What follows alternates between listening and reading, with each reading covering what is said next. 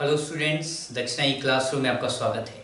आज शुरुआत करते हैं एक नए चैप्टर की and that is gaseous state. सबसे पहले जो हमने बात करी थी फिजिकल केमिस्ट्री की, अगर आपको याद हो, इन मोल कॉन्सेप्ट हमने मैटर का क्लासिफिकेशन किया था। क्या था? Broad classification based on their physical property was in solid state, liquid state and gaseous state. ठीक है, अब जो क्लासिफिकेशन का जो बेसिस है वो है the based in their compressibility character. Compressibility का मतलब क्या है, इसको कैसे समझें? अगर आपने प्रेशर अप्लाई किया तो उसकी वॉल्यूम डिक्रीज कर रही है या नहीं, ये बताता है कंप्रेसिबिलिटी। जैसे सॉलिड की बात करते हैं तो सॉलिड के ऊपर अगर प्रेशर अप्लाई किया जाए तो उसका वॉल्यूम डिक्रीज नहीं करता है। सॉलिड का वॉल्यूम डिक्रीज नहीं करता है, इसीलिए क्या बोलते हैं कि solids are non compressible in nature. Okay, इसके बाद बात कीजिए आप लिक्विड की। तो लिक्विड क्या है? प्रेशर अप्लाई करने के बाद चांसेस है कि वो उसकी वॉल्यूम डिक्रीज कर जाए। Extent of decrease in volume is less, but क्या है, चांसेस है कि वॉल्यूम डिक्रीज कर जाए। तो क्या बोलते हैं? Liquids are negligible compressible in nature. और अंत में बात कीजिए आप किसकी? गैसेस की। So gases are highly compressible. क्यों? क्योंकि अब मैं आगे बताऊंगा कि उनके बीच के मॉलिक्यूल्स के बीच में है काफी ज्यादा डिस्टेंस होता है, स्पेस होता है। So gases are highly compressible in nature. उसको आप हल्का सा प्रेशर अप्लाई कीजिए तो उसकी वॉल्यूम काफ़ी ज़्यादा डिक्रीज हो जाती है। सो जो कंप्रेसिबिलिटी जो है वो बताता है सॉलिड, लिक्विड और गैस के बीच का डिफरेंस। हाँ, तो अगर आप लिखना चाहो तो अगर आप बोलो किसकी? Solids are highly compressible nature. ठीक है, sorry, solids are non compressible. ये क्या होते हैं? ये कंप्रेस नहीं हो सकते हैं। हाँ, उसके बाद अगर आप बात करते हो लिक्विड्स की, तो लिक्विड्स क्या होते हैं? Liquids negligible. वो कंप्रेस होते हैं बट काफी ज्यादा है, बहुत ही कम। Okay, and then comes your gases, and gases are highly compressible. Gases, they are highly compressible, highly compressible in nature. अगर आप इसको ग्राफ पे देखना चाहो, ग्राफ पे अगर इसको समझना चाहो तो हम ड्रॉ कर सकते हैं P वर्सेस V का graph. This is your y axis, this is your x axis. x पे डालते हैं वॉल्यूम और y पे डालते हैं प्रेशर। ओके, ना जैसे हमने बात करी सॉलिड्स की, तो एग्जैक्टली हो क्या रहा है? अगर आप किसी पॉइंट P प्रेशर से स्टार्ट कीजिए, प्रेशर को इंक्रीज करते जाइए और साथ ही साथ वॉल्यूम उस पार्टिकुलर सॉलिड का मेजर कीजिए, तो वॉल्यूम डिक्रीज हो रहा है कि नहीं, वही तो कंप्रेसिबिलिटी बताता है। अगर आप इसी को ग्राफ पे लिखना चाहो, late us start with this particular point. इस पार्टिकुलर P वैल्यू से हम स्टार्ट करते हैं। अब प्रेशर इंक्रीज करेंगे, अगर वॉल्यूम डिक्रीज नहीं हो रहा है तो ग्राफ कैसा बनेगा? Pressure is increasing, correct? Pressure increase, volume change zero. Pressure फिर से इंक्रीज किया, वॉल्यूम वही रह गया। प्रेशर फिर से इंक्रीज किया, वॉल्यूम वही रह गया।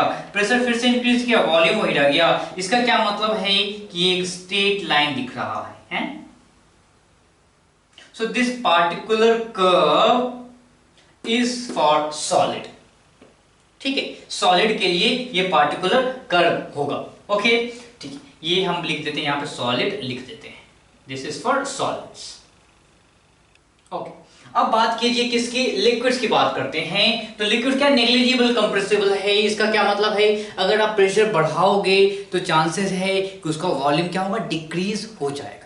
तो अगर ऐसी बातें हो रही है, let us start with some point P। यहाँ पे क्या है? ऊपर जाएंगे तो वॉल्यूम, जैसे हमने प्रेशर इंक्रीज किया, प्रेशर की वैल्यू यहाँ चली गई तो वॉल्यूम थोड़ा सा कम हो गया। So let us take volume यहाँ पहुंच गया। ठीक है, वॉल्यूम यहाँ पहुंच गया। फिर से प्रेशर इंक्रीज किया, वॉल्यूम थोड़ा सा और कम हो गया। वॉल्यूम लेट्स टेक यहाँ आ गया, यहाँ आ गया, यहाँ आ गया। तो क्या हो रहा है? वॉल्यूम इसका कम हो रहा है। देख रहे हैं जैसे जैसे प्रेशर इंक्रीज होता जा रहा है वॉल्यूम क्या हो रहा है, डिक्रीज हो रहा है। So this particular curve is for liquid. Okay, this particular curve is for liquid. अब बात कीजिए किसकी, गैस की। अगर गैस की बात कीजिएगा तो हल्के से सेम प्रेशर पे स्टार्ट कीजिएगा, हल्का सा प्रेशर इंक्रीज कीजिएगा, उसके वॉल्यूम में काफी ज्यादा कमी आ जाएगी और उसका कर्व बनेगा कुछ ऐसा। ठीक है, तो आपने प्रेशर हल्का सा क्या है, इस पॉइंट से इस पॉइंट पे गए, प्रेशर हल्का सा इतना सा ही इंक्रीज हुआ, वॉल्यूम दिस मच डिक्रीज हो गया, वॉल्यूम यहां से यहां आ गया, तो वॉल्यूम बहुत ज्यादा कम हो गया, बहुत ही कम हो गया। इसीलिए ये जो कर्व आपको दिख रहा है, this particular curve is for gaseous state और गैसेस। ओके, ये गैसेस। ये बातें तो आपको समझ में, आप ग्राफ से इसको समझ पा रहे हो कि हाँ आखिर क्या है, प्रेशर और वॉल्यूम का जो रिलेशन है, कंप्रेसिबिलिटी बताने का जो तरीका है वो क्या है।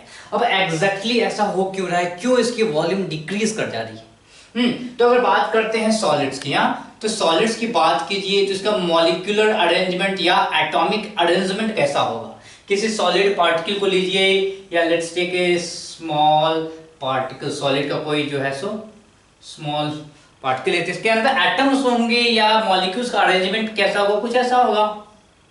एटम्स क्लोज पैक में रहते हैं, इसके एटम्स काफी नजदीक रहते हैं, इसके एटम्स एक दूसरे से चिपके रहते हैं, बहुत ही ज्यादा नजदीक रहते हैं। ठीक है, सो दिस इज सॉलिड्स। क्या हो जा रहा है, अगर आप देखोगे तो द इंटर एटॉमिक स्पेस या inter molecular space in solid is very less, दिख ही नहीं रहा। आप ये भी पूछ सकते हो सॉलिड के अंदर अगर आप molecular space, inter molecular space या इंटर एटॉमिक स्पेस की बात करेंगे, यानी कि दो एटम या दो मॉलिक्यूल के बीच का स्पेस की बात करेंगे, तो सॉलिड्स में वो आपको दिखेगा ही नहीं, सॉलिड्स में आपको कोई स्पेस नहीं दिखता है। ठीक है, तो सिंपल सी बात है ना कि आप इसको कंप्रेस करो, इसको प्रेशर लगाओ बाहर से, तो ये बेचारे मॉलिक्यूल्स कहाँ जाएंगे। अरे इसको इस तरीके से समझिए, एक क्यू में या एक लाइन में आप खड़े हो, तो लाइन में आप खड़े हो और आप क्या हो, what maximum you can stand, like you can be touching each other, आप एक दूसरे से सट के खड़े हो सकते हो। तो जब सट के खड़े हो, पीछे वाला धक्का देगा आपको, तो आप किसी एक दूसरे के सर पे तो खड़े नहीं हो सकते ना। आप टच एक खड़े हो तो एक दूसरे के अंदर तो नहीं घुस सकते, तो कहीं जा नहीं सकते ना। तो ये इसके साथ हो रहा है, आप प्रेशर अप्लाई भी करोगे तो ये एटम कहाँ जाए, कहीं नहीं जा सकता। ये एक दूसरे को टच ही कर रहा है, तो एक दूसरे के अंदर थोड़ी चला जाएगा। जब टच कहीं और जा नहीं सकता है तो इसका volume remains constant, volume remains constant. अगर आप बात करते हो किसकी, लिक्विड्स की, लिक्विड्स की बात करते हैं, तो ये लिक्विड्स की अगर बात की जाए तो ये कुछ ऐसा है, ये है कुछ ऐसा। इसमें क्या है, इसके जो मॉलिक्यूल्स हैं वो भी खड़े हैं लाइन में, कोई दिक्कत नहीं है, पर थोड़ा सा स्पेस लेके, ये गए हैं, ये जो है ये स्पेस लेके खड़े हैं। ओके, तो जब स्पेस है, इनके पास काफी ज्यादा स्पेस है, तो क्या है, इनको क्या कर सकते हो आप, इनको धक्का मार के एक दूसरे के नजदीक ला सकते हो, और जब नजदीक लाओगे तो सिंपल सी बात है कि वॉल्यूम क्या हो जाएगा, डिक्रीज हो जाएगा। सो प्रेशर अप्लाई करने के बाद इसका वॉल्यूम क्या है, डिक्रीज कर जा रहा है। दैट्स व्हाई हम बोलते हैं कि yes, liquids are compressible, even though हम liquids are very negligible, compress करना थोड़ा मुश्किल है, ऑलरेडी काफी नजदीक रहते हैं, पर फिर भी यस पॉसिबिलिटी है। और अंत में बात आती है किसकी, गैसेस की। क्या है, गैसेस की बात कीजिए तो let us take the container. ठीक है, इस कंटेनर की अगर बात करते हैं तो एक मॉलिक्यूल है पुणे में, दूसरा मॉलिक्यूल है मुंबई में, तीसरा हिमालय की कंदराओं में घूम रहा है, चौथा न्यूयॉर्क में है, पांचवा लंदन में है, छठा आपका मार्स पे है। ठीक है, ओके, कहने का ये मतलब है कि जो मॉलिक्यूल के बीच का जो स्पेस होता है, इंटर मॉलिक्यूलर स्पेस होता है, गैसियस स्टेट ऑफ मैटर में काफी ज्यादा होता है। ठीक है, जितने भी आपके गैसियस स्टेट ऑफ मैटर हैं या गैसेस हैं, उनके बीच इंटर मॉलिक्यूलर या इंटर एटॉमिक स्पेस बहुत ज़्यादा होता है। इसके कारण अगर आप प्रेशर अप्लाई करोगे तो आराम से नज़दीक आ सकता है, आराम से वो छोटा हो सकता है? वॉल्यूम काफ़ी ज़्यादा छोटा हो सकता है, इसीलिए क्या है कि वो ड्रास्टिकली कम हो सकता है, इसलिए वॉल्यूम डिक्रीज कर जाता है गैसेस का। इसीलिए gases are highly compressible in nature. ठीक है, तो इन चीज़ों का ध्यान रखेंगे। बेसिकली ये सारी चीज़ें तो आप शायद 9th या 10th में पढ़ चुके हो, हाँ, तो इस चीज़ को जानने में कोई ज़्यादा तकलीफ आपको होगी नहीं। चलिए, इसके बाद हम बात करते हैं the difference in saying gaseous state. Gaseous state में जो दो तीन चीजें हैं, दो तीन वर्ड्स आते हैं, उसको समझना। First of all that is gases and vapours. Gases and vapours,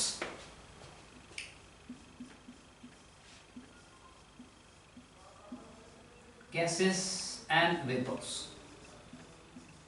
so difference in saying gases and vapours, exactly gas और वेपर है क्या? क्या दोनों एक ही चीज है या दोनों डिफरेंस है? डिफरेंस है तो क्या है? कहाँ पे हम वेपर बोलेंगे, कहाँ पे गैस बोलेंगे? बहुत लोगों को कंफ्यूजन होता है, इसको समझिए। जो भी गैसियस स्टेट ऑफ मैटर हैं, दुनिया की हर गैसियस स्टेट ऑफ मैटर, वो सारे के सारे एक टेम्परेचर से रिलेटेड होते हैं। सारे के सारे they all are associated with one temperature, that is compulsory. एक ना एक टेम्परेचर होता है और उस टेम्परेचर को आप बोलते हो critical temperature.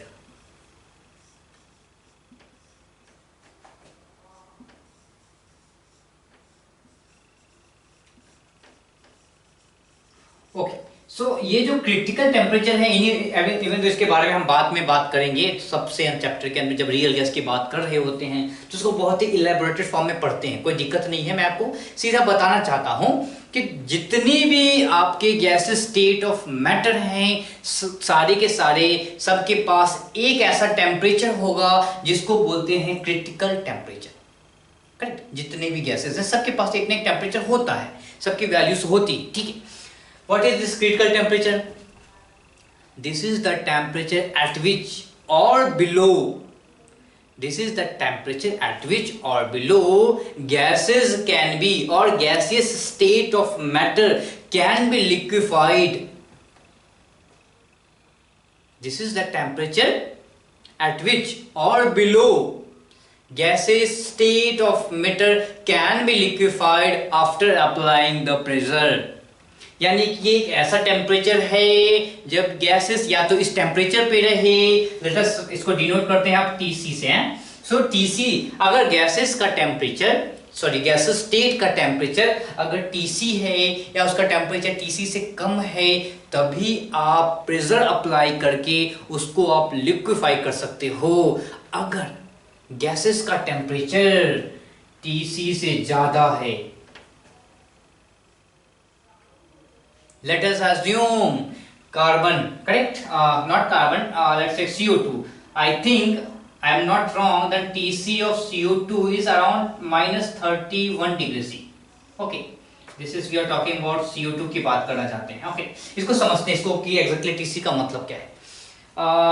I'll verify whether it is 31 degree C or not. अगर CO2 की बात कर रहे हैं, अगर हम नॉर्मल टेम्परेचर की बात करें, यानी कि एट दिस पार्टिकुलर टेम्परेचर, यानी कि इस 27 डिग्री या 28 या 30 डिग्री, अगर इस पार्टिकुलर टेम्परेचर पर गैस है, सो गैस का टेम्परेचर क्या है? 30 डिग्री सेंटीग्रेड। गैस का क्रिटिकल टेम्परेचर क्या है? -31 डिग्री सेंटीग्रेड। अगर इस कंडीशन पे, इस टेम्परेचर पे हम कितना भी प्रेशर लगा लें, आप CO2 को लिक्विफाई नहीं कर पाओगे। करेक्ट? CO2 को लिक्विफाई नहीं कर पाओगे। ओके, अगर आपको CO2 को लिक्विफाई करना है तो आपको उस गैस का टेम्परेचर डिक्रीज करना पड़ेगा। कहाँ तक? 31 डिग्री सेंटीग्रेड, -31, या इससे नीचे चले जाइए, -31, -40, -50 चले जाइए। हाँ, अगर आप -50 डिग्री सेंटीग्रेड कर दिए हैं, फिर प्रेशर अप्लाई कर रहे हो, तो ओके, अब आपका CO2 लिक्विड CO2 में बदल सकता है। तो what is the importance of this critical temperature? इस टेम्परेचर को पाने के बाद ही आप लिक्विफिकेशन की बात कर सकते हो। इस मॉलिक्यूल को नज़दीक लाके लिक्विड में बदल सकते हो। अगर आपने ये क्रिटिकल टेम्परेचर नहीं पाया या अगर आपका टेम्परेचर इससे ज़्यादा है तो आप दुनिया की सारी मेहनत कर लीजिए, दुनिया के सारे प्रेशर लगा लीजिए, इस मॉलिक्यूल को नज़दीक लाके लिक्विड में नहीं बदल पाएंगे। Correct? So what is the vapor and what is gases? All the gaseous state, all the gaseous state जिसका टेम्परेचर क्रिटिकल टेम्परेचर से ज़्यादा हो उसको गैस बोलेंगे। यानी कि जिसको प्रेशर अप्लाई करने के बाद भी लिक्विड में नहीं बदल सकते हैं उसको गैस बोलेंगे। और all the gaseous state of matter जिसका टेम्परेचर क्या हो, क्रिटिकल टेम्परेचर से कम हो या बराबर हो, इसका मतलब है कि उसको आप प्रेशर अप्लाई करके उसको लिक्विड में बदल सकते हो। तो उन सारे गैसेस स्टेट को वेपर बोलेंगे। फिर से सुनते हैं, all the gaseous state of matter जिसका टेम्परेचर, जिसका जो अभी नॉर्मल टेम्परेचर है, जिसका जो प्रेजेंट टेम्परेचर है क्रिटिकल टेम्परेचर से ज़्यादा है, वो क्या हो सकता है, वो लिक्विफाई नहीं हो सकता है। सो वो क्या हो जाएगा, गैस हो जाएगा। ठीक है। एंड उल्टा ऑल दोज जिसका टेम्परेचर क्रिटिकल टेम्परेचर से कम है या बराबर है वो क्या हो सकता है, लिक्विफाई हो सकता है, उसका क्या बोलेंगे, वेपर बोलेंगे। ठीक है, तो इन बातों को ध्यान रखेंगे। मीनवाइल मैं आपको नोट्स में जो है की नोट्स लिखाता जा रहा हूँ कि आपके मेरे जो हैंड रिटेन नोट्स आपको मिलेंगे उसमें बहुत सारी चीज़ें आपको मिल जाएंगी। जो बेसिक इन्फॉर्मेशन है वो भी आपको फुट नोट्स में आपको दिखेंगी, तो उसको भी थोड़ा सा ध्यान में रखें। ठीक है, इसको जल्दी से नोट कीजिए, फिर हम आगे बढ़ते हैं अपने गैस स्टेट के डिस्कशन में।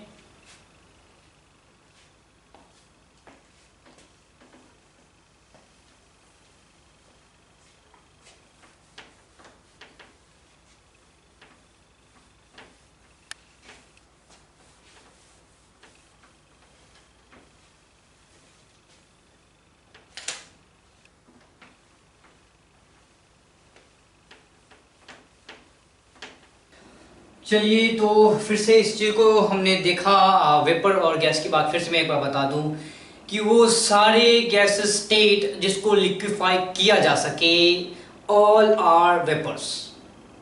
वो सारे गैस स्टेट जिसको लिक्विफाई नहीं किया जा सके, ऑल आर गैसेस। ठीक है, यानी कि all gases behaves as vapour below their critical temperature. Similarly, all vapor behaves as gases above their critical temperature. बोल सकते हैं। इस तरीके से हम बातें आराम से वेपर एंड गैस की कर सकते हैं। चलिए, इसके बाद जो आपके गैस स्टेट हैं, सो इसको दो तरीके से इसको कंसिडर किया गया। One is ideal gas.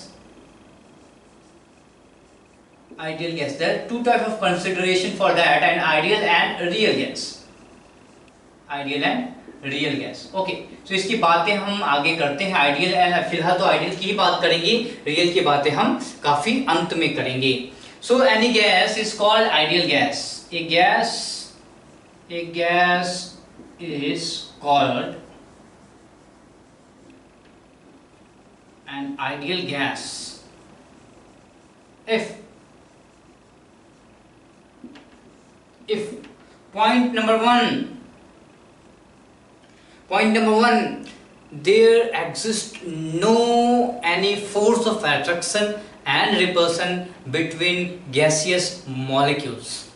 No force of attraction यानी कि तो gaseous molecule होंगे, अगर उनके बीच force of attraction और repulsion नहीं हो, कोई भी फोर्स ऑफ अट्रैक्शन और रिपल्सन ना हो, तो तभी आप बोल सकते हो कि that is the ideal gas. Okay, so no force of attraction and repulsion should be present. उसके बाद दूसरा पॉइंट क्या होना चाहिए कि द वॉल्यूम ऑफ मॉलिक्यूल। आप दूसरी पॉइंट की बात कर रहे हो, सो वॉल्यूम ऑफ मॉलिक्यूल, एक मॉलिक्यूल गैसियस मॉलिक्यूल का वॉल्यूम वो क्या होना चाहिए, zero. Volume of molecule of any ideal gas is zero. Okay, इसके बाद प्रेशर, प्रेशर की बात करते हैं कि प्रेशर क्या है।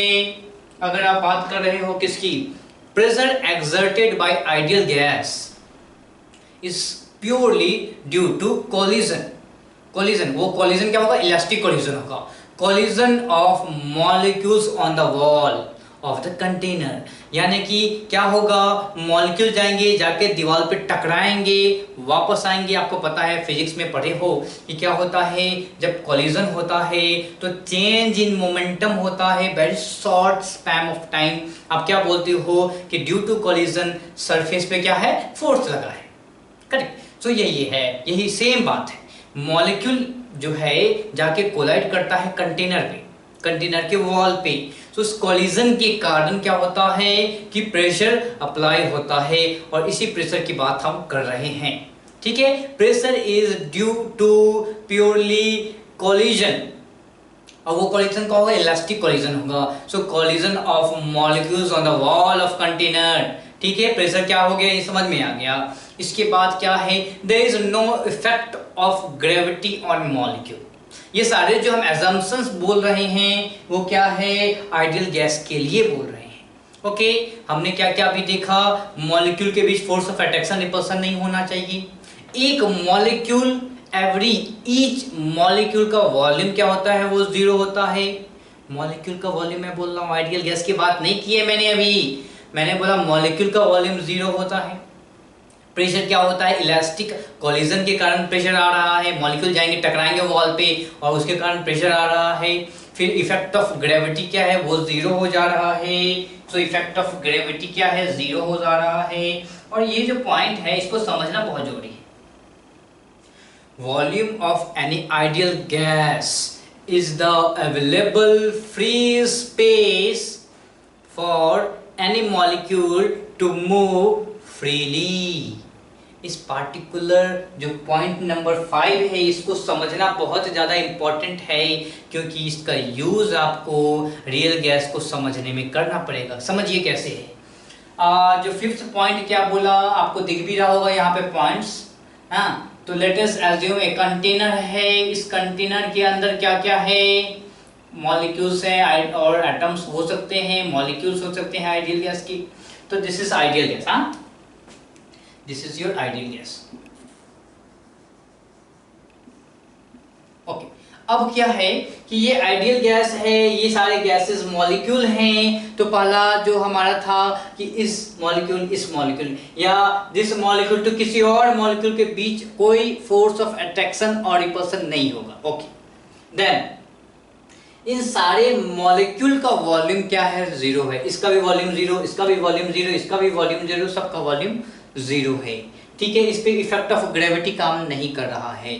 प्रेशर जो होता है वो कैसा दिखता है, प्रेशर इसलिए दिखता है कि मॉलिक्यूल क्या है, हैप्पैजार्ड मोशन, मतलब रैंडम मोशन में घूम रहे होते हैं, जिसके कारण क्या है, ये जाके धक्का मारेगा, यहाँ धक्का मारेगा, इसमें धक्का मारेगा, हर जगह धक्का मारता रहता है। So pressure is due to the collision, ये जाएगा यहाँ पे कोलाइड करेगा, वापस आएगा।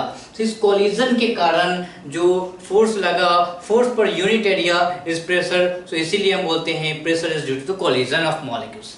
इसके बाद सबसे जो 5वां पॉइंट है दैट इज इंपॉर्टेंट कि volume of any ideal gas, ये क्या होता है, it is the available free space for gaseous molecule to move freely. ठीक है, लेट अस इस पार्टिकुलर गैसियस मॉलिक्यूल की बात करते हैं। इस गैसियस मॉलिक्यूल की बात की जाए, अगर हम इस गैस पे मॉलिक्यूल पे बैठ गए, ओके, अब हम देख रहे हैं कि मेरे लिए अवेलेबल फ्री स्पेस कितना है। क्या बोला, volume is the available free space for molecules. इस मॉलिक्यूल के लिए अवेलेबल फ्री स्पेस कितना है, तो आप बोलोगे सर जी इस पूरे कंटेनर में से इसकी वॉल्यूम हटा दीजिए, so that is the available free space. हाँ, यही बोलोगे। फिर मैं बोलूंगा कि क्या आपको रूल नंबर 2 याद नहीं, सॉरी असम्पशन नंबर 2 पता है क्या, तो आप बोलोगे sir volume of molecules is 0, तो इसकी वॉल्यूम 0, इसकी वॉल्यूम 0, इसकी वॉल्यूम 0, इसकी वॉल्यूम 0, यानी कि इस पार्टिकुलर मॉलिक्यूल के लिए ये पूरा कंटेनर अवेलेबल है घूमने के लिए, दौड़ने के लिए। करेक्ट, इसीलिए बोलते हैं कि आइडियल गैस का volume is the volume of container, यानी इसके लिए इसके लिए पूरा वॉल्यूम खाली है, फ्री है। इस मॉलिक्यूल के लिए पूरा वॉल्यूम फ्री है। इस मॉलिक्यूल पे बैठ जाए तो सबकी volume 0, so available free space is the container का पूरा फ्री स्पेस। सो इसीलिए बोलते हैं कि आइडियल गैस का वॉल्यूम क्या होता है, वॉल्यूम ऑफ कंटेनर के बराबर हो जाता है। वॉल्यूम ऑफ कंटेनर क्यों लेते हैं, ये एक जो एजम्पशन था, यही एक जो हमारा एजम्पशन बनाया गया था, उसी के आधार पे हम बोलते हैं कि volume of container is the volume of ideal gas.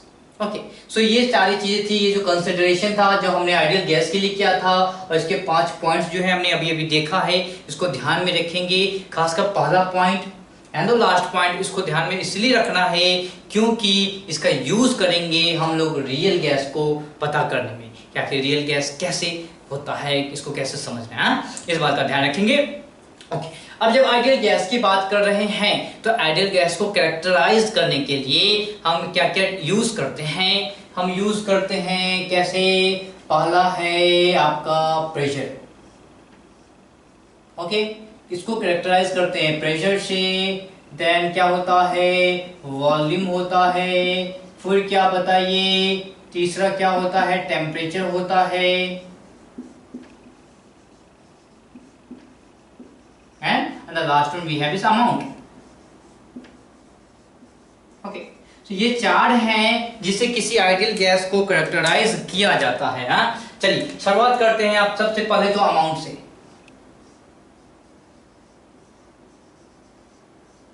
Okay, so amount के बारे में तो हम लोग समझ ही रखते हैं, केजी के बारे में सुना है, मास। मास केजी के रूप में है, पर याद है केमिस्ट्री की बात कर रहे हो तो कुछ स्टैंडर्ड यूनिट होना चाहिए। सो अमाउंट के लिए जो स्टैंडर्ड यूनिट निकला था दैट वाज मोल। मोल की बात हमने की थी, मोल तो सबसे ज़्यादा स्टैंडर्ड निकला था, और मोल पे तो पूरा लेक्चर हमने देख लिया, पूरा चैप्टर हमने देख लिया। ओके, इसके बाद अगर आप बात करते हो टेम्परेचर की, इस पे ज़्यादा कुछ बात है। 1 मोल को पता है, 1 mole is equal to Avogadro's number आपको पता है। 1 मोल कैसे निकालते हैं, given mass by molar mass होता है। ये सारी चीज़ें तो आपने पूरी अच्छे तरीके से पढ़ रखी है, इस पे अब डिस्कशन मतलब टाइम वेस्ट होना है, तो आगे बढ़ते हैं। मोल के बाद बात कीजिए आप वॉल्यूम की, वॉल्यूम की बात करते हैं। सो वॉल्यूम पता करने के तरीके कौन कौन से हैं, इसका यूनिट्स क्या क्या होता है। इसका यूनिट होता है ml में, इसका यूनिट होता है लीटर में, इसका यूनिट होता है मीटर क्यूब में, सेंटीमीटर क्यूब में, डीएम क्यूब में। हाँ, करेक्ट। ओके, और क्या पता है आपको, 1 metre cube is equal to क्या होता है बताइए, 100 सेंटीमीटर क्यूब होना चाहिए। करेक्ट, 1 मीटर में 100 सेंटीमीटर, तो क्या हो जाएगा बताइए, 10⁶ सेंटीमीटर क्यूब। और आपको क्या पता है, 1 centimetre cube is equal to क्या होता है, 1 ml होता है, 1 ml होता है। तो 1 centimetre cube is equal to 1 ml। यहाँ पे आप चाहो तो सेंटीमीटर क्यूब हटा के ml डाल दो। So 1 metre cube is equal to 10⁶ ml। Okay, और आपको क्या पता है, 1 litre is equal to 10⁻³ ml। इससे और इससे क्या निकल के आएगा, 1 metre cube is equal to 10⁻³ litre है। तो ये जो बेसिक यूनिट्स हैं वॉल्यूम के, ये जो आपको पता चले जाएंगे। इसके बाद क्या है, टेम्परेचर की बात कर लीजिए। So let's talk about temperature.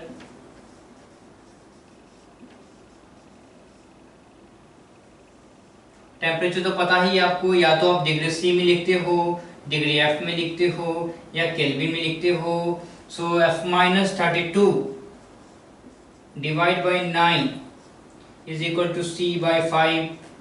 Okay, then we have, अगर आपको डिग्री सेंटीग्रेड से केल्विन बदलना है तो क्या होता है, kelvin is equal to 273 plus degree C है। तो ये बेसिक 2-3 फॉर्मूले हैं जिससे आपको टेम्परेचर में बदलने में आसानी होगी। इसे जल्दी से नोट करेंगे, फिर हम आगे बढ़ते हैं।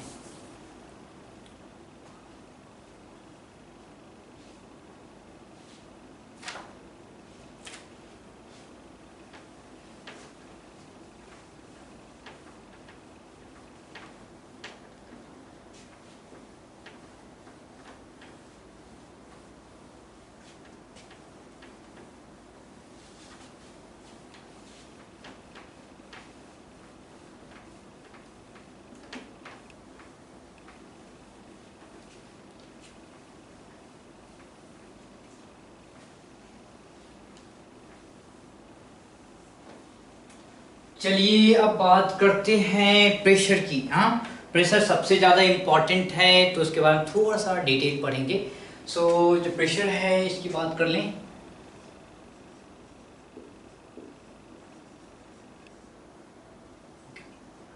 तो सबसे पहले बात करते हैं प्रेशर बाय लिक्विड कॉलम।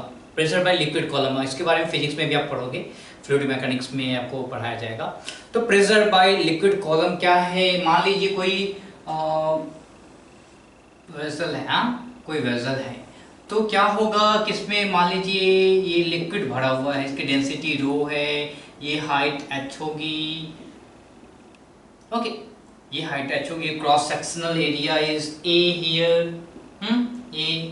तो what is the pressure exerted by this liquid column at this base, यानी कि सबसे नीचे में प्रेशर इस लिक्विड के कारण होगी, वो कितनी होगी? सिंपल सी बात है, जब भी आप वाटर में नीचे की तरफ आओ, आप में से बहुत सारे लोग को कुछ नहीं पता होगा, पर जब आप समुद्र में नीचे की तरफ जाते हो तो क्या दबाव बढ़ता जाता है, प्रेशर बढ़ता जाता है। क्यों? कि जैसे जैसे आप नीचे चले जाते हो आपके ऊपर लिक्विड कॉलम, लिक्विड यानी कि वाटर क्या होता है, वाटर का जो लेवल है वो बढ़ता चला जाता है। सिंपल सी बात है, आपके सर के ऊपर इतने सारे वाटर को आप लेके दौड़ रहे हो, हाँ, तो आपके ऊपर क्या है, वाटर लेवल बढ़ता चला गया है। तो सिंपल सी बात है, दुनिया में ग्रेविटी नाम की कुछ चीज होती है, तो आप वाटर के पास भी मास है, ग्रेविटी के कारण mg होता है, फोर्स डाउनवर्ड लगेगा। आप यहाँ पे खड़े हो तो इस लिक्विड कॉलम के कारण फोर्स नीचे लगेगा, और एरिया है, सो फोर्स पर यूनिट एरिया क्या होता है, प्रेशर होता है, यानी कि आपके ऊपर प्रेशर लगेगा। ओके, सो अगर आपको निकालना हो pressure by liquid column,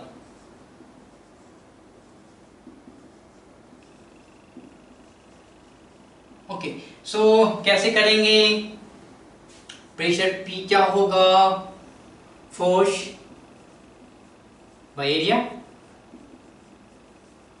okay, then force क्या होता है, यहां पे क्या होगा, mg होगा बाय a होगा, ठीक है। What is mg here, what is the mass of this liquid, mass of liquid कैसे पता चलेगा? मास क्या होता है, आपके बारे में सुना ही है, डेंसिटी नाम की कुछ चीज होती है, density is equal to mass पर unit volume.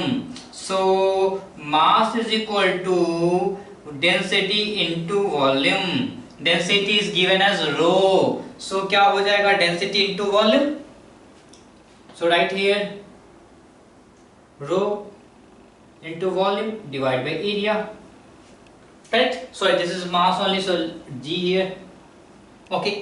What else? How to find volume? Height into cross sectional area. So क्या हो जाएगा, density into A into height. So put कीजिए यहाँ पे, so what you are getting, rho into A into H into G divide by A. A से A cancel हो गया, so क्या हो रहा है, pressure by liquid column is rho g h. What is rho? Rho is the density of given liquid. यहां से एक क्या समझ में आ रहा है, बहुत ही इंपॉर्टेंट चीज, कि लिक्विड कॉलम के द्वारा जो प्रेशर एक्सर्ट किया जाता है वो एरिया पे डिपेंड नहीं करता है, एरिया पे डिपेंड नहीं करता है, वो सिर्फ और सिर्फ हाइट पे डिपेंड करता है, density of liquid and height पे डिपेंड करता है, ठीक है। तो आपको बात करो, अगर आप किसी तरीके से आपसे पूछा जाए कि what is the pressure exerted by liquid column, तो सिंपल सी बात है, rho g h, rho is the क्या हो जाएगा, density of particular liquid, height is the liquid column कितना हाइट पे है। अगर मान लीजिए कोई पूछा कि what is the pressure exerted by this liquid column at the mid point, यहाँ पे कितना ज्यादा प्रेशर एक्सर्ट किया जा रहा होगा, सिंपल सी बात, आपको हाइट निकालना है, दिस इज h, सो ये क्या हो जाएगा, ये हो जाएगा h/2 हो जाएगा, सो रो h/2, करेक्ट, रो g into h/2, सो ये हो जाएगा प्रेशर। तो आपको पता चल गया कि प्रेशर बाय लिक्विड कॉलम कैसे निकालते हैं। इसके बाद बात आती है बैरोमेट्रिक प्रेशर की।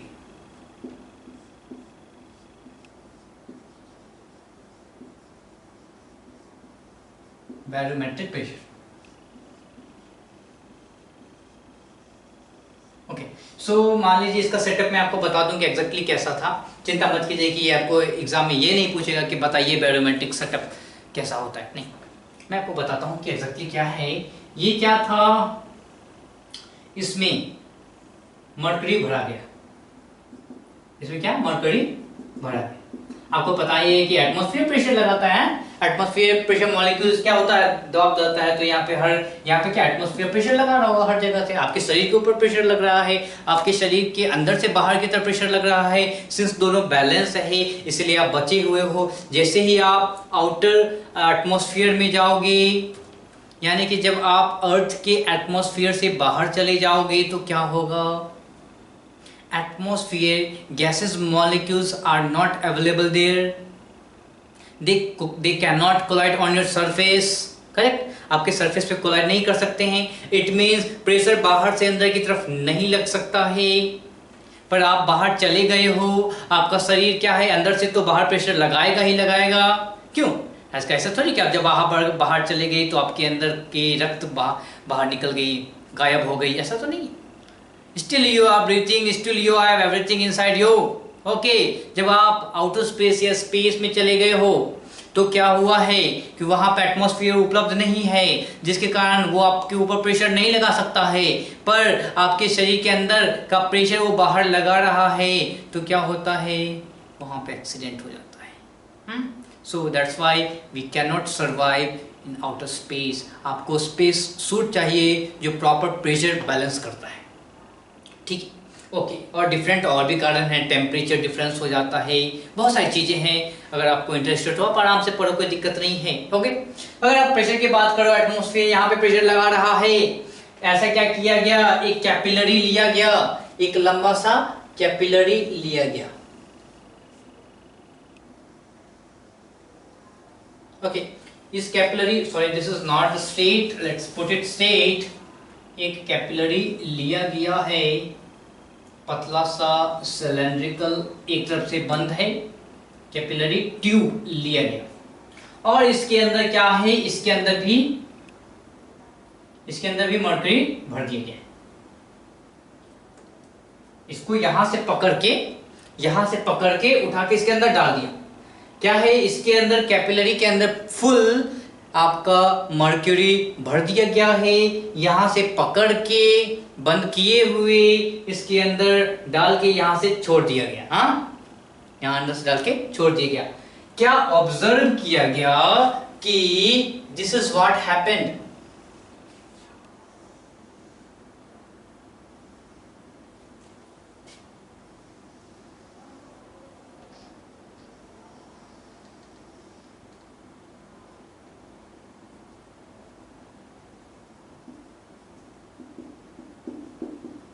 Okay mercury. ओके, तो क्या बोला गया, इसको उठा के अंदर डाल के छोड़ दिया गया है। तो क्या ऑब्जर्व किया गया कि ये नीचे की तरफ आ गया, मतलब यहाँ पे कुछ खाली जगह छूट गया। यहाँ तो मर्क्यूरी भरा ही है, यानी कि कुछ मर्क्यूरी बाहर निकल गया है, कुछ मर्क्यूरी बाहर निकल गया। ओके, सो ये जो है ये लेवल नीचे आ गया और यहाँ पे क्या है, वैक्यूम है, करेक्ट, यहाँ पे क्या है, वैक्यूम। सो व्हाट हैपेंड, अब क्या आपको समझ में आता है, सेम लिक्विड के सेम लेवल पे सेम ही प्रेशर होता है। यहाँ पे देख लो ना, यहाँ पे प्रेशर सेम होगा, यहाँ पे वही प्रेशर होगा, यहाँ पे वही प्रेशर होगा। यहाँ पे जैसे यहाँ पे क्या है, रो GH है, यहाँ भी रो GH है, यहाँ भी रो GH है, यहाँ भी रो GH है। सिमिलरली यहाँ पे रो GH/2, रो GH/2, रो GH/2, रो GH/2, सेम लेवल पे सेम ही प्रेशर होता है। इसकी बात करें तो क्या बताएं, यहां पे जो प्रेशर होगा वो प्रेशर यहां पे होगा, करेक्ट। जो प्रेशर सेम लेवल पे सेम प्रेशर होता है, जो प्रेशर यहां पे होगा वो प्रेशर यहां पे होगा। ओके, तो जब ये कैलकुलेशन किया गया तो क्या मिला, आपको पता है ये तो एटमॉस्फेयर के सामने है, ओपन है, तो यहाँ पे P ATM लग रहा है।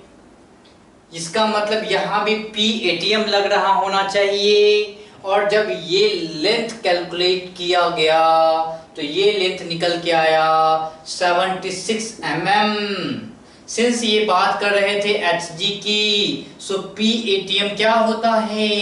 PATM होता है 76 mm Hg प्रेशर के बराबर।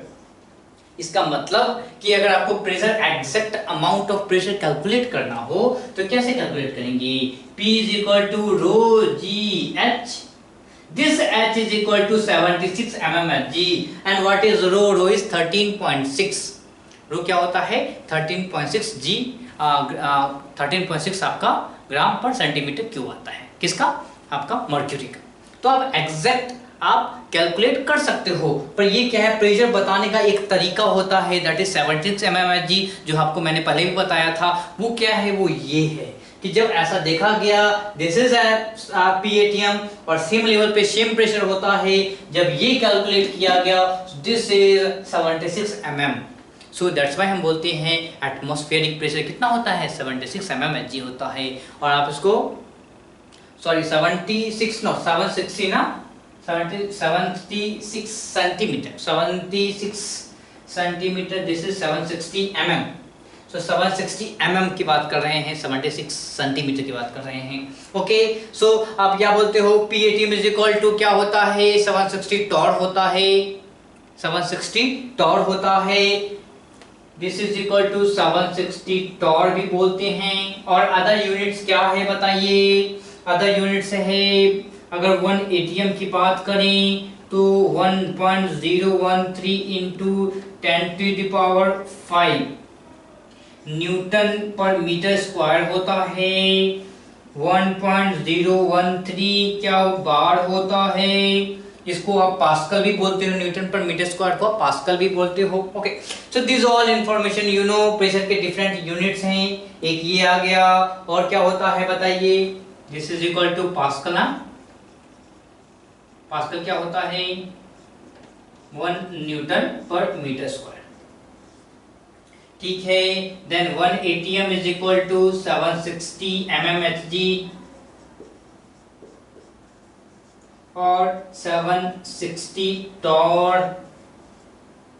ठीक है, तो इस तरीके से आप प्रेशर का कैलकुलेशन आराम से कर सकते हो। प्रेशर के डिफरेंट यूनिट्स हैं, इसकी बातें आप आराम से कर सकते हो। ठीक है, तो यहाँ पे क्या है, कभी कभी ऐसे प्रश्न पूछेगा कि जब ये 760 mm Hg के बराबर है, अगर मान लीजिए हम रिप्लेस कर दें दिस मर्क्यूरी को अगर आप this is Hg, correct? This is Hg। अगर आप मर्क्यूरी को रिप्लेस करके अगर आप वाटर डाल दिए होते तो ये जो लेंथ है वो कितना ज्यादा होता? सिंपल सी बात है, वाटर भी डाल सकते हैं। एक्सपेरिमेंट क्यों किया गया मर्क्यूरी के साथ? क्योंकि मर्क्यूरी की डेंसिटी बहुत ज्यादा है। What is the density of water? 1 ग्राम पर centimetre cube. What is density of mercury? 13.6, मतलब कि ऑलमोस्ट 14 गुना ज्यादा है वाटर से। So if you calculate it you will get answer around 13 metre. मतलब सोचिए ना, एक्सपेरिमेंट का जो सेटअप बनाना काफी मुश्किल हो जाएगी। आपको अराउंड 40 मीटर कैपिलरी ट्यूब लाना पड़ेगा, फिर उसमें पानी भरिए, उल्टा कीजिए, और capillary tubes will be generally of glass, उसको हैंडल करना इज वेरी डिफिकल्ट। इसीलिए आप यूज करते हो किसका? हाई डेंसिटी वाले का।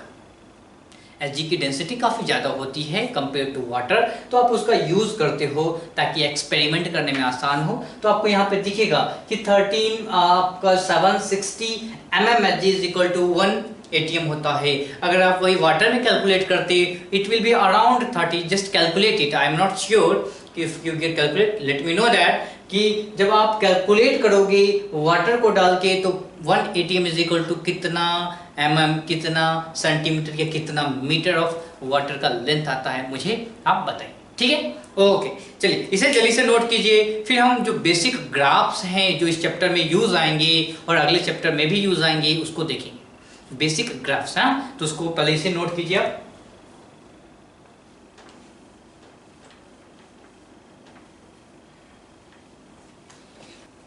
चलिए तो ग्राफ को थोड़ा देखा जाए। सो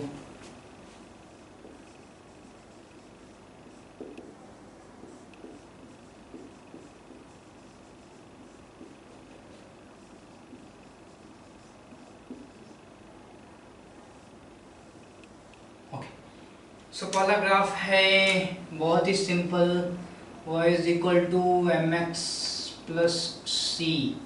क्या है, स्ट्रेट लाइन होता है। अगर आप, this is y axis, okay, and this is,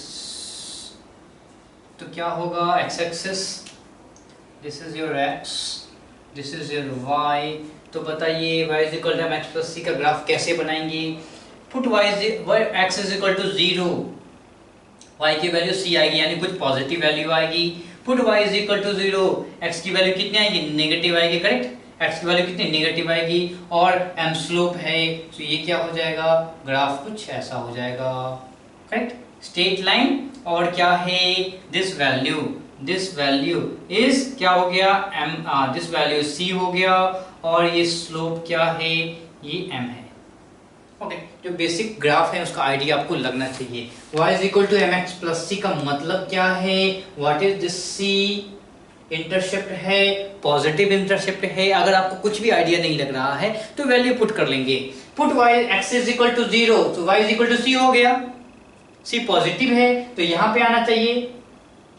put y is equal to 0, तो x की वैल्यू क्या हो जाएगी, x की वैल्यू ये c नेगेटिव में चला गया, so minus C by M, somewhere यहाँ पे माइनस सी बाई एम हो जाएगा, ठीक है। और m क्या है, पॉजिटिव है, इसलिए पॉजिटिव स्लोप, ठीक है। उसके बाद क्या होता है, y is equal to x square, या आप ए एक्स स्क्वायर कर लीजिए, ए 1 2 3 4 कुछ भी, आपके लिए एक्स स्क्वायर ही रहने देता हूँ। So y is equal to x square बनाना हो तो कैसे बनाएंगे, this is your x axis,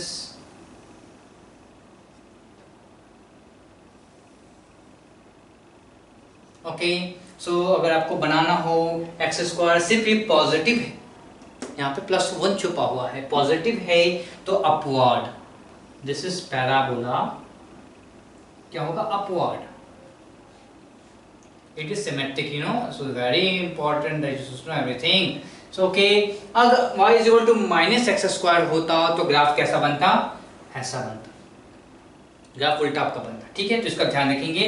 अगर आपको माइनस, अगर मान लीजिए y is equal to minus mx plus c की बात करना है तो कैसा बनेगा ग्राफ, बताइए। Minus, simple, y is equal to minus M x plus C, put y x is equal to 0, so c कहाँ पे आएगा, यहाँ पे आएगा, ठीक है। फिर पुट, अगर आप माइनस m की बात कर रहे हैं तो इसका उल्टा स्लोप ना लीजिए, ऐसा बनेगा, ओके, ऐसा बनेगा। So this slope is negative slope, हाँ, this is your negative, this is your positive, this is your negative slope. Similarly अगर y is equal to minus x square की बात करता तो कैसा ग्राफ बनता, बताइए, ऐसा बनता,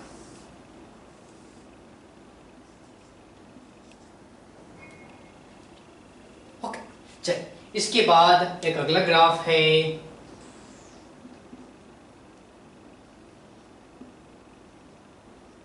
y is equal to e to the power x।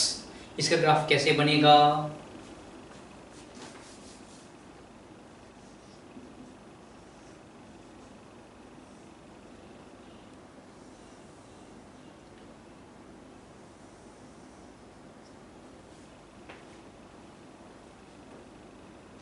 Put x is equal to 0, put x is equal to 0, so e to the power कुछ वैल्यू आएगी, so x is equal to 0 पे यहाँ पे कुछ पॉइंट है, हैं? Simple सी बात है। e इज सम वैल्यू, आपको पता है e की वैल्यू 2.3 होती है, नहीं, सो x इज इक्वल टू 0 पे e की वैल्यू यहाँ पे आई, फिर x इज इक्वल टू 1 पे क्या है, कुछ ना कुछ वैल्यू आती चली जाएगी, ओके।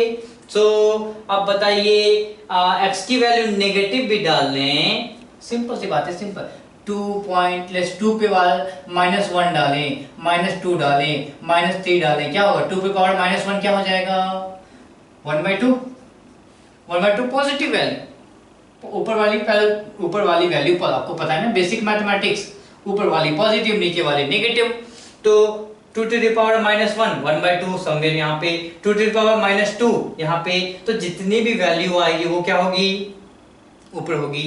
सो ग्राफ कुछ ऐसा बनता है, किसकी, y to the power ex की। अगर y to the power e to the power minus x रहे तो क्या होगा, y to the minus X रहे तो क्या होगा।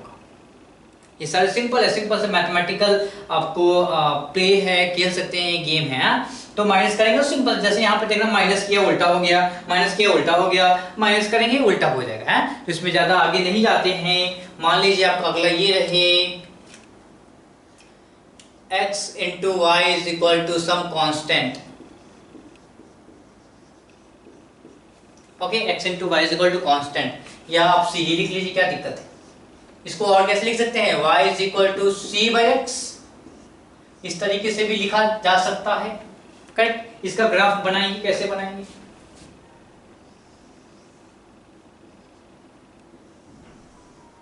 तो फिर से वही बात है, अगर x की वैल्यू 0 पुट करते हैं तो क्या होगा, x की वैल्यू 0 पुट कर दिए तो ये c बाई 0 इज इंफिनिटी, तो x की वैल्यू 0 पे इंफिनिटी पे चला गया। इंफिनिटी मतलब बहुत ऊपर चला गया, पता ही चला कहां चला गया है। ओके, अगर हम पुट करें x की वैल्यू इंफिनिटी तो y की वैल्यू 0 हो जा रही है। अगर हम इंफिनिटी पे चला जाए x पे तो y की वैल्यू 0 हो जा रही है। अगर x की वैल्यू पुट करें, लेट अस टेक c, कुछ भी हो सकता है कांस्टेंट, अगर मैंने 1 ही मान लिया, तो अगर हम x की वैल्यू 1 पुट करें तो y की वैल्यू 1 आ गई। ठीक है, और क्या है, अगर आप इसी तरीके से वैल्यू पुट करोगे तो दिस इज द ग्राफ, इसको बोलते हैं hyperbola. c into x into y is equal to constant, x into y is equal to constant, इसका ग्राफ कैसा बनता है, आपका हाइपरबोला बनता है। ठीक है, तो ये बेसिक ग्राफ्स आपको समझ में आ गया। This is parabola, this is straight line, this is e to the power x, और आप सिंपली log x का भी ग्राफ बना सकते हो। log x का ग्राफ मान लीजिए बनाना y is equal to log x, इसका ग्राफ कैसे बनेगा,